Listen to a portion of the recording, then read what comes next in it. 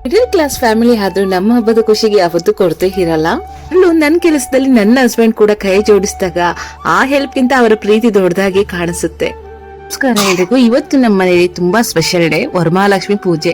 Middle class family ಅಲ್ವಾ, ನಮ್ಮ ಮನೇಲಿ ಯಾವುದೇ ಫಂಕ್ಷನ್ ಆಗ್ಲಿ ಪ್ರತಿಯೊಂದು ಕೆಲಸವನ್ನ ಮೊದಲು ಯೋಚನೆ ಮಾಡಿ ಬಜೆಟ್ ನೋಡ್ಕೊಂಡೇ ಮಾಡ್ಬೇಕು. ಆದ್ರೆ ಅದ್ರಲ್ಲಿರೋ ಖುಷಿನೇ ಬೇರೆ. ವರಮಹಾಲಕ್ಷ್ಮಿ ಪೂಜೆ ಅಂದ್ರೆ ಡೆಕೋರೇಷನ್, ಪೂಜೆ ಸಾಮಾನು, ಅಡಿಗೆ, ಒಂದೊಂದೇ ಕೆಲಸ ಎಲ್ಲವನ್ನು ಒಬ್ಬರೇ ಮಾಡೋದು ಕಷ್ಟ. ಅದಕ್ಕೆ ನಮ್ಮ ಮನೆಯವರ ಸಪೋರ್ಟ್ ತುಂಬಾ ಮುಖ್ಯ ಆಗುತ್ತೆ. ನಮ್ಮ ಹಸ್ಬೆಂಡ್ ಕೂಡ ನನಗೆ ಹೆಲ್ಪ್ ಮಾಡ್ತಾರೆ. ನಾನು ನನ್ನ ಕೆಲಸದಲ್ಲಿ ಬ್ಯುಸಿ ಆಗಿದ್ದಾಗ ಅವರು ಕೂಡ ನನ್ನ ಜೊತೆ ಕೈ ಜೋಡಿಸ್ತಾರೆ. ಕೆಲವೊಮ್ಮೆ ನಾನು ಇದು ಮಾಡ್ಬೇಕು ಅದು ಮಾಡ್ಬೇಕು ಅಂತ ಯೋಚನೆ ಮಾಡ್ತಾ ಇರ್ತೀನಿ, ಅವರು ನಾನು ಮಾಡ್ತೀನಿ ನೀನು ಅದನ್ನ ಮಾಡು ಅಂತ ಹೆಲ್ಪ್ ಮಾಡ್ತಾರೆ. ನಿಜ ಹೇಳ್ಬೇಕಂದ್ರೆ ಪೂಜೆ ಅಂದ್ರೆ ಕೇವಲ ದೇವರ ಪೂಜೆ ಮಾತ್ರ ಅಲ್ಲ, ಮನೆಯವರೆಲ್ಲ ಒಟ್ಟಿಗೆ ಸೇರಿ ಕೆಲಸ ಮಾಡೋ ಒಂದು ಸಮಯ ಕೂಡ. ನನ್ನ ಮಗಳು ಕೂಡ ಚಿಕ್ಕ ಪುಟ್ಟ ಹೆಲ್ಪ್ ಮಾಡ್ತಾಳೆ.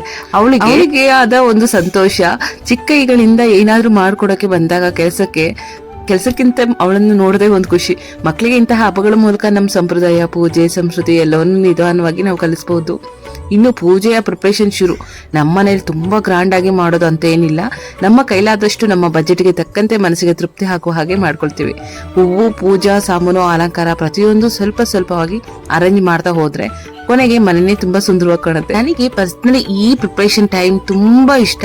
ಯಾಕೆ ಅಂದ್ರೆ ಕೆಲಸ ಜಾಸ್ತಿ ಇದ್ರು ಮನಸ್ಸಿನಲ್ಲಿ ಒಂದು ಪಾಸಿಟಿವ್ ಫೀಲಿಂಗ್ ಇರುತ್ತೆ. ಪೂಜೆ ಅಂದ್ರೆ ಅಡಿಗೆ ಕೂಡ ಒಂದು ದೊಡ್ಡ ಕೆಲಸ. ಬೆಳಗ್ಗೆಯಿಂದಲೇ ಅಡಿಗೆ, ಪೂಜೆಯ ಪ್ರಿಪರೇಷನ್, ಮನೆ ಕೆಲಸ ಎಲ್ಲವೂ ಪ್ಯಾರಲ್ ಆಗಿ ನಡೀತಾ ಇರುತ್ತೆ. ಒಂದ್ ಕಡೆ ಅಡಿಗೆ ಮಾಡ್ತಾ ಇರ್ತೀನಿ, ಇನ್ನೊಂದ್ ಕಡೆ ಪೂಜೆ ಕೆಲಸ. ಮಧ್ಯದಲ್ಲಿ ಅಯ್ಯೋ ಇನ್ನೂ ಆಗಿಲ್ವಲ್ಲ ಅಂತ ನೆನಪಾಗುತ್ತೆ. ಆದ್ರೆ ಕೊನೆಗೆ ಎಲ್ಲವೂ ರೆಡಿ ಆದಾಗ ಸಿಗೋ ಸ್ಯಾಟಿಸ್ಫ್ಯಾಕ್ಷನ್ ತುಂಬಾ ಸ್ಪೆಷಲ್. ಇದೀಗ ನಮ್ಮ ವರಮಹಾಲಕ್ಷ್ಮಿ ಅಮ್ಮನ ಅಲಂಕಾರ ಕೂಡ ಕಂಪ್ಲೀಟ್ ಆಯ್ತು. ನಾವು ಕೂಡ ಅಮ್ಮನ ಪೂಜೆನ ಮಾಡ್ಬಿಟ್ಟು ನೈವೇದ್ಯ ಎಲ್ಲ ಎಡೆ ಇಟ್ಟಿದ್ದೀನಿ. ಸೊ ನಮ್ಮ ಹಸ್ಬೆಂಡು ನಾನು ಕಂಕಣ ಕೂಡ ಕಟ್ಕೊಂಡು ಮನೆಯವ್ರಿಗೆಲ್ಲರಿಗೂ ಕಂಕಣ ಕಟ್ಟಿದೆ. ಮಕ್ಕಳು ಈಗಿನ ಎದ್ದು ಆಟ ಆಡ್ತಾ ಇದ್ರು, ಸೊ ಅವ್ರನ್ನ ಎದಾಡ್ಸಕ್ ಹೋಗಿರ್ಲಿಲ್ಲ. ಅರ್ಲಿ ಮಾರ್ನಿಂಗ್ ಬೇಡ, ಅವ್ರು ಲೇಟ್ ಆಗಿದ್ರಲ್ಲಿ ಅಂತ. ಸೊ ಹಾಗಾಗಿ ಅವ್ರಿಗಿನ್ನೂ ಕಂಕಣ ನಾನು ಕಟ್ಟಿರ್ಲಿಲ್ಲ. ಸೊ ನಮ್ಮ ಅಮ್ಮ ಹೇಗೆ ಕಾಣ್ತಾ ಇದ್ದಾಳೆ ನೀವು ನೋಡಿ ಹೇಗಿದೆ ಅಂತ ಅಂದ್ಬಿಟ್ಟು ಹಾಗೆ ಒಂದು ಲೈಕು, ಶೇರು ಏನಾದರೂ ತಿಳಿಸೋದಾದ್ರೆ ಕಮೆಂಟ್ ಮೂಲಕ ನನಗೆ ತಿಳಿಸ್ಬೋದು.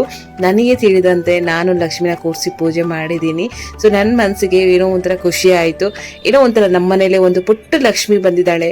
ಅದರಲ್ಲೂ ಮನೆ ಮುಂದೆ ಅಂತೂ ಈ ರೀತಿಯಾಗಿ ಅಲಂಕಾರ ಮಾಡಿಬಿಟ್ಟಾಗ ಮನೆ ನೋಡಿದ ತಕ್ಷಣವೇ ಒಂದು ಪಾಸಿಟಿವ್ ವೈಬ್ಸ್ ಅನ್ನೋದಿರ್ತಾರ, ಅದು ಪಕ್ಕ ಬರುತ್ತೆ. ನನಗೆ ರಂಗೋಲಿ ಹಾಕೋದಂದ್ರೆ ತುಂಬ ಇಷ್ಟ. ಮನೆ ಮುಂದೆ ಒಂದು ಲೋಟಸ್ಗೆ ರಂಗೋಲಿ ಹಾಕ್ಬಿಟ್ಟು ಈ ರೀತಿಯಾಗಿ ಕಲರ್ ಎಲ್ಲ ಹಾಕಿದ್ದೀನಿ. ನೋಡೋದಕ್ಕೆ ಸೂಪರ್ ಆಗಿ ಕಾಣಿಸ್ತಾ ಇತ್ತು. ನನಗೆ ಅದೇ ಒಂಥರ ಖುಷಿ. ಮನೆಯವರೆಲ್ಲ ಸೇರಿಬಿಟ್ಟು ಪೂಜೆ ಎಲ್ಲ ಮುಗಿಸ್ಕೊಂಡು ಇನ್ನೇನು ಸಂಜೆಗೆ ಪೂಜೆಗೆಲ್ಲ ರೆಡಿ ಮಾಡ್ಕೋಬೇಕು. ಪೂಜೆ ಅಂತೂ ಮುಗೀತು, ಇನ್ನು ಸಂಜೆ ಪೂಜೆ ಬಾಕಿ ಇದೆ. ಮತ್ತೆ ಸಂಜೆ ಸಿಗೋಣ.